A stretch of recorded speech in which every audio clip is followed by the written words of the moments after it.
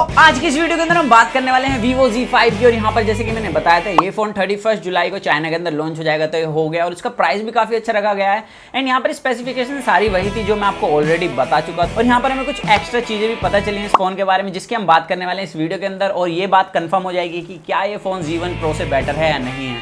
तो वीडियो को पूरा देखना, तो चलिए स्टार्ट कर लेते हैं आज की video without wasting any time.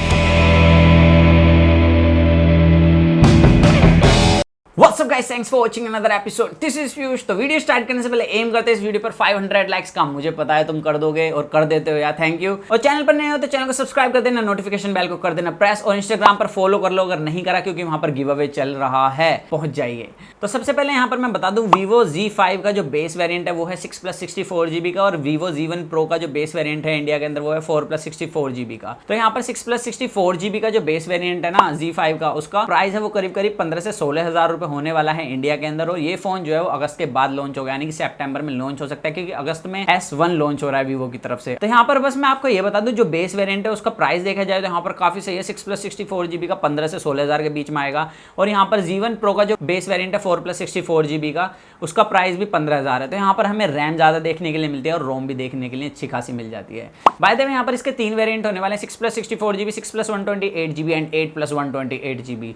और यहाँ पर जो आपको स्टोरेज टाइप देखने के लिए मिलने वाली है ना वो होगी UFS 2.1, और यहाँ पर जो रैम होने वाली है वो होगी LPDDR4X। तो यहाँ पर रैम और रोम की बात करें तो आपको Vivo Z1 Pro वाला ही देखने के लिए मिलता है, लेकिन यहाँ पर आपको रैम और रोम बेस वेरिएंट में ज्यादा देखने के लिए मिलते हैं, वो भी कम प्राइस में। अब दूसरी बात करें तो यहाँ पर आपको सुपर एमोलेड पैनल मिलता है 6.38 इंच का with in display fingerprint sensor.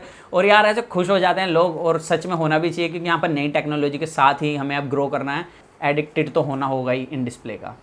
Correct. खैर यहाँ पर आपको इन डिस्प्ले फिंगरप्रिंट सेंसर मिलेगा और सुपर एमोलेड पैनल होगा, एमोलेड नहीं सुपर एमोलेड पैनल होने वाला है with in display fingerprint sensor. Bezels काफी कम होने वाली है ड्यू ड्रॉप नॉच के साथ। और ड्यू ड्रॉप नॉच से याद है यहाँ पर आपको 32 मेगापिक्सल का फ्रंट कैमरा सेंसर देखने के लिए मिलेगा, जिसमें डिटेल्स आपको काफी ज्यादा खतरनाक देखने के लिए मिलने वाली है। और यहाँ पर आप देख भी सकते हैं कुछ इमेजेस, और ये Z1 Pro से ली गई है, तो यहाँ आपको दोनों में सेम कैमरा सेंसर देखने के लिए मिलता है फ्रंट वाला। तो ये तो हो गई इसकी फ्रंट की बात। और यहाँ पर फुल HD+ इसकी डिस्प्ले होने वाली है। चिन की बात करें तो हल्की सी अभी बड़ी है, बट स्टिल इस प्राइस में इतना काफी है हमारे लिए। अब बात करें इसके ट्रिपल कैमरा सेंसर की, तो यहाँ पर आपको 48+8+2 मेगापिक्सल का कैमरा सेंसर दिया गया है, एंड 48 मेगापिक्सल का Sony IMX586 ही है यहाँ पर, एंड 8 मेगापिक्सल का एक ultra wide angle camera sensor है, एंड 2 मेगापिक्सल का एक डेप्थ सेंसिंग कैमरा है। अब देखा जाए तो यहाँ पर जो 2 मेगापिक्सल का कैमरा सेंसर है वो Z1 Pro के अंदर 5 मेगापिक्सल का है, यानी कि डेप्थ सेंसिंग कैमरा जो Z1 Pro के अंदर है वो 5 मेगापिक्सल का है। एंड प्राइमरी कैमरा सेंसर की बात करें जो 48 मेगापिक्सल का इसके अंदर दिया है वो आपको Z1 Pro के अंदर मिलता है 16 मेगापिक्सल का। तो यहाँ पर मेरे हिसाब से जो 48 मेगापिक्सल वाला कैमरा है इसका हमें बेनिफिट ये देखने के लिए मिलेगा, जो लो लाइटिंग फोटोज होने वाली है ना पिक्सल बिनिंग के थ्रू काफी अच्छे तरीके से लेने वाला है, क्योंकि यहाँ पर पिक्सल साइज बड़ा हो जाता है